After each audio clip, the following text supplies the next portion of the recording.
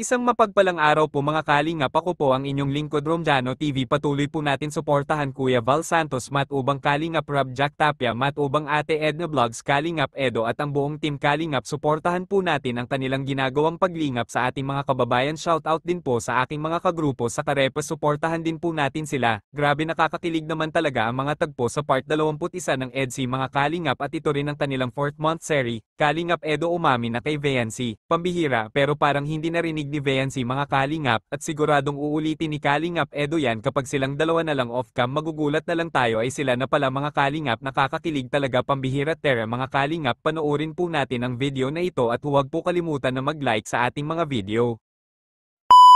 Isang gusto na akong sabihin.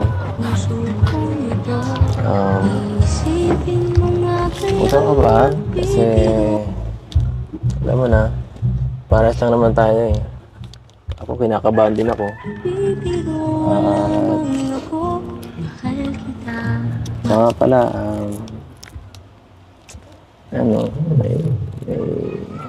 paano ba to? Sasabihin ako sa'yo. Ano po yan?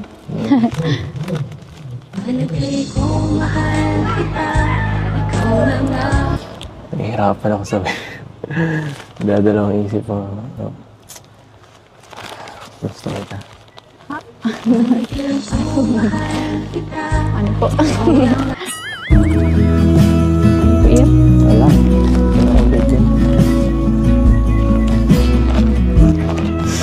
Basta nasabi ko na ang gusto ko sabihin. Kung di mo narinig, wala ka, nagbibingi-bingihan ka lang. So ano to? Ano po yun? Napahirapan mo ako eh. Hindi ko po narinig. Hindi ko narinig ako. Bahala ka, sunod na lang. Pag birthday mo na lang isunod. Malayo pa po ang birthday ko. Kaya nga eh. Basta alam mo naman, ang effort ko andito lang. Ano? Ano nga po ulit yun? Wala, huwag mo intindi yun. Basta, sabi ko, ang ganda mo lang. Eh, huwag mo nang pansin. Ano? Isang ilib na po ang bola.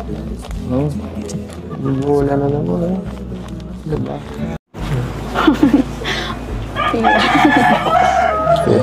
Sapa. Ano nga po pala yung sinabi nyo kanina? Sabihin nyo na po matagal pa po ang birthday ko.